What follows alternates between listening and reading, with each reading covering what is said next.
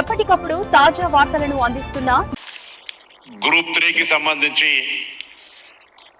1370 మంది ఉద్యోగులకు నూతనంగా నియామక పత్రాలు అందించే కార్యక్రమానికి వచ్చేసినటువంటి గౌరవ ముఖ్యమంత్రి శ్రీ రేవంత్ రెడ్డి గారికి, చీఫ్ సెక్రటరీ గారికి, అదేవిధంగా సహచార మంత్రి అజరుద్దీన్ గారికి, సలహాదారులు షబ్బీర్ అలీ గారికి, సుదర్శన్ రెడ్డి గారికి, వేం నరేందర్ రెడ్డి గారికి, పార్లమెంట్ సభ్యుడు అనిల్ యాదవ్ గారికి, బలరాం నాయక్ గారికి, శాసనసభ్యులు యాదయ్య గారికి, గాంధీ గారికి, ఇంకా వేదిక మేయర్ గారు, వేదిక మీద ఉన్నటువంటి హర్కార వేణుగోపాల్, పెద్దలందరికీ, సీనియర్ అధికారులకు, మీ అందరికీ కూడా ఈరోజు హృదయపూర్వకంగా అభినందనలు. తెలంగాణ ప్రభుత్వం పక్షాన గౌరవ ముఖ్యమంత్రి గారు నాయకత్వంలో ప్రజాపాలన ప్రభుత్వం ఏర్పడ్డ తర్వాత అది ఎల్బీ స్టేడియం కావచ్చు, లేదా ఈ యొక్క శిల్ప కళా వేదిక కావచ్చు, రవాణా శాఖ కార్యాలయం కావచ్చు, పంచాయతీరాజ్ కార్యాలయం కావచ్చు, ఇరిగేషన్ కార్యాలయం కావచ్చు, పోలీసులకు సంబంధించి కావచ్చు, అనేక డిపార్ట్మెంట్లకు సంబంధించి వందల వేల సంఖ్యలో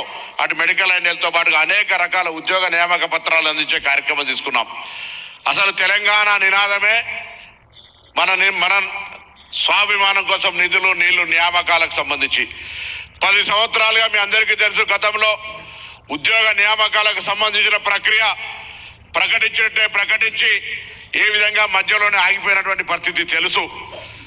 కానీ ఈ ప్రజాపాలన ప్రభుత్వంలో అటువంటి ఆటంకాలన్నీ నిశితంగా పరిశీలించి తొలగించి నూతన నియామకాలను 2012లో ఆర్టీసీలో నియామకాలు చేపడితే ఇయ్యాలటి వరకు నియామకాలు లేనటువంటి పరిస్థితులలో ఈరోజు ఆర్టీసీలో కూడా 3500 పైన నియామకాలు చేపట్టే విధంగా ఈరోజు ప్రభుత్వం పనిచేస్తా ఉంది.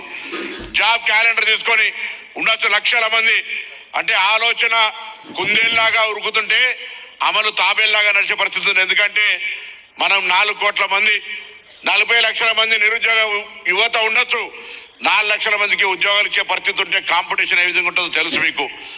ఉద్యోగ ఖాళీలకు సంబంధించి ఏ విధంగా ఏర్పడతా ఉంటుంటే అదే విధంగా వెంటనే శాఖల వారీగా తెప్పించుకొని ఈరోజు గౌరవ ముఖ్యమంత్రి గారు స్వయంగా ఆ ఖాళీలన్నీ భర్తీ చేసే కార్యక్రమం చేపడతా ఉన్నారు.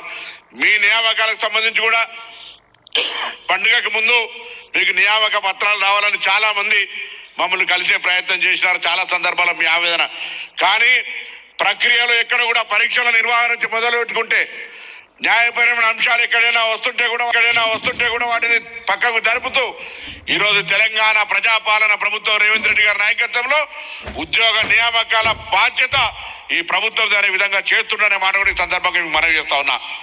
ఈ రోజు మీరంతా గట్టిగా ఒకసారి చప్పట్లతో ముఖ్యమంత్రి గారి ధన్యవాదాలతో పాటుగా ఇలా మీరు మీ కుటుంబ సభ్యులు ఇప్పటి వరకు తెలంగాణ ప్రజాపాలన ప్రభుత్వం ఏర్పడ్డ తర్వాత అనేక శాఖల్లో ఉద్యోగం పొందుతున్నటువంటి వారు ఇప్పుడే చీఫ్ సెక్రటరీ గారు చెప్పినారు.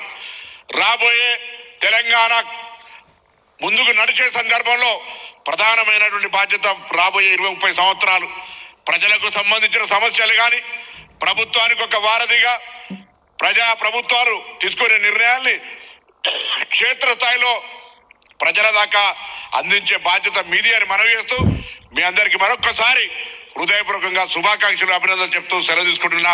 గౌరవ ముఖ్యమంత్రి గారికి ఒక విద్యార్థి నాయకుడిగా కూడా ఈ సందర్భంగా ధన్యవాదాలు తెలియజేస్తా ఉన్నా.